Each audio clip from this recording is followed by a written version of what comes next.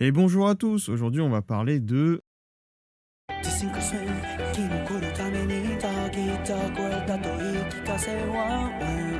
Vinland Saga. Cet excellent animé est-il si parfait? Nous allons voir cela. Le manga est paru en 2005 avant d'être paru en animé en 2019. Je vais pas parler du manga car je ne l'ai pas lu. Je vais donc parler que de l'animé, animé qui a été fait par Wit Studio, les mêmes qui ont produit l'Attaque des Titans, The Wrath of the End et plus récemment Great Pretender. On se retrouve donc à l'époque des Vikings, vers l'an 1000.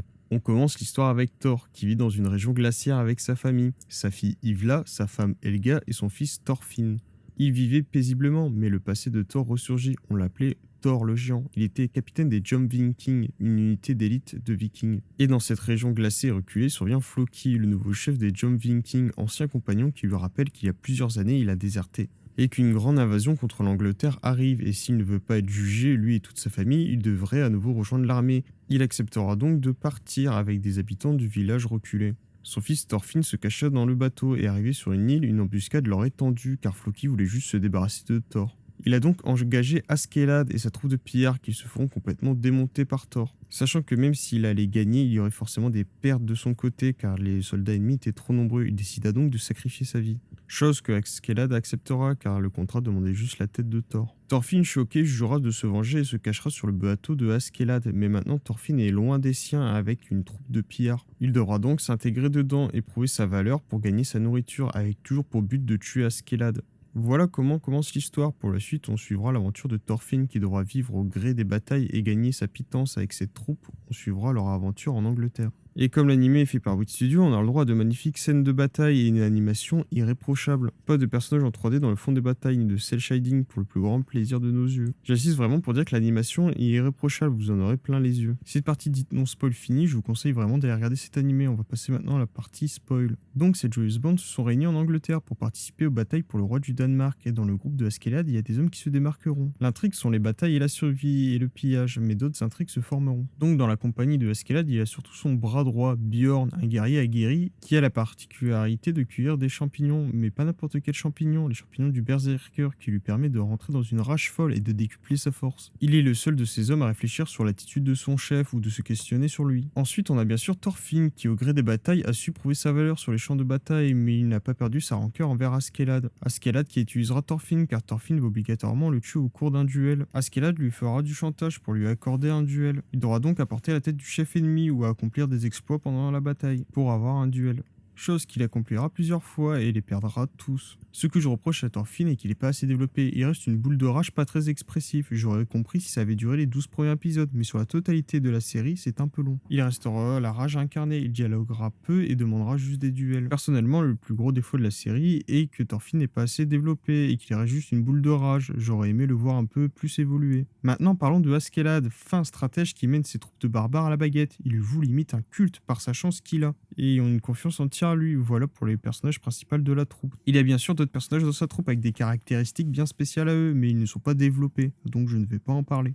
Et après moult batailles, la troupe de Askeladd rencontrera Floki, le chef des Jom Vikings, au siège de Londres, et c'est à partir de ce moment-là que le destin de ces pillards vont changer. Car il n'y a pas que des Anglais qui défendent Londres, il y a aussi un de mes personnages favoris, Thorkel et toute sa troupe. Thorkel est un viking très particulier, car c'est un homme à la force redoutable et extrêmement puissant. C'est d'ailleurs ici que j'ai vu l'animé différemment, car je pensais qu'il était assez terre-à-terre et pas d'extravagance. Et c'est là que ça change, car Thorkel est le genre de guerrier à faire du 1 contre 30, à lancer des rochers de plusieurs tonnes et manier de haches et couper des hommes comme du beurre.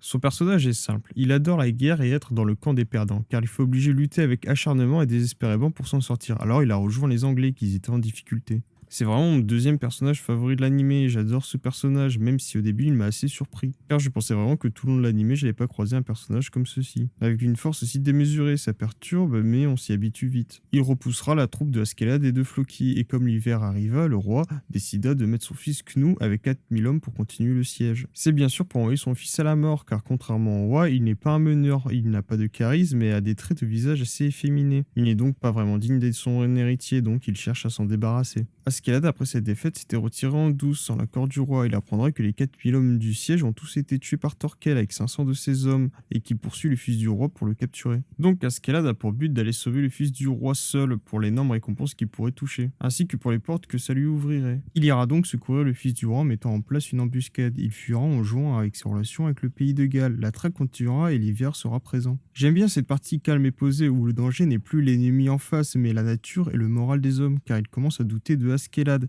J'ai aimé la partie où ils devront massacrer un village entier pour prendre la nourriture pour leur survie. Ils arriveront à un fleuve qu'ils devront traverser en construisant un pont et devront le détruire aussitôt pour ralentir l'avancée de Thorkel. Mais la moitié de son armée se rebelle et propose de kidnapper le prince et de l'offrir à Thorkel pour rester en vie. Ils s'entretueront après que Askeladd avouera qu'il a toujours détesté ses hommes et que chacun des moments passés avec eux n'a été que dégoût. Car en vrai, il a toujours détesté les Danois et n'a que Dieu pour son pays d'origine, le pays de Galles. Thorkel arrivera et massacrera tout le monde. Seul le prince Thorfinn, Askeladd et Björn blessé survivra. Grâce à Thorfinn qui gagnera le duel contre Thorkel, duel somme toute assez épique et très impressionnant visuellement. Après la victoire de Thorfinn, le prince, de par tout ce qu'il a vécu avec la compagnie d'Askeladd, changera et deviendra un vrai meneur. Il convainc tout le monde de se rallier à lui. Et ira à la capitale pour tuer le roi. Björn, condamné par ses blessures, sera tué par Askeladd lors d'un combat pour aller au Valhalla après avoir avoué qu'il était son seul vrai ami. Ils vont donc à la capitale mais ils affronteront le roi de façon indirecte, ce qui change des combats barbares. Ils vont donc mettre en place des plans pour le renverser. Fini les combats bruts, j'ai aimé comment l'anime explore les différents types de conflits, direct, indirect, le combat pour sa propre survie. Et c'est ainsi qu'on découvre le roi fatigué, ennuyé par la vie, et la joute verbale démarrera entre les deux camps. Il fera semblant d'aimer son fils et d'être content qu'il soit revenu de la guerre, et organisera un banquet pour lui. Il y aura une grosse joute verbale entre lui et Askeladd, à qui il lui avouera qu'il veut conquérir son pays d'origine et qu'il aime. Askeladd rentrera dans une rage folle et fera ce qu'on ne s'attendait pas du tout. À la surprise totale, il tua le roi devant tout le monde. Le prince joue sa dernière combine et ordonne de le tuer, comme cela il reste légitime au trône. Il se fera tuer après avoir emporté beaucoup de gardes. Thorfinn sera fou de rage et anéanti car il voulait le tuer. C'est ainsi que se termine la saison 1. J'étais dégoûté qu'il soit mort, mais je pense que Askeladd aimait Thorfinn au fond. Ce n'est pas dit, mais je pense que c'est montré par son attitude et ses gestes. Vinland Saga était vraiment incroyable sur tous les plans, comme je l'ai dit, par son animation, ses champs de bataille incroyables, l'action intense. Par sa logique, car ils font une escale en France et auront du mal à dialoguer, car ils ne parlent pas le français. Et ce souci du détail m'a bien plu. Pour conclure, je dirais que j'espère que la mort de Askeladd fera pas trop de vide dans la série. J'attends vraiment que Thorfinn soit plus développé et qu'il sorte du stade de boule d'orage. Je vous conseille vraiment de regarder cet animé. Voilà, c'était mon avis sur Vinland Saga. Mettez un pouce bleu si ça vous a plu et abonnez-vous, ça me donne envie de continuer. Salut!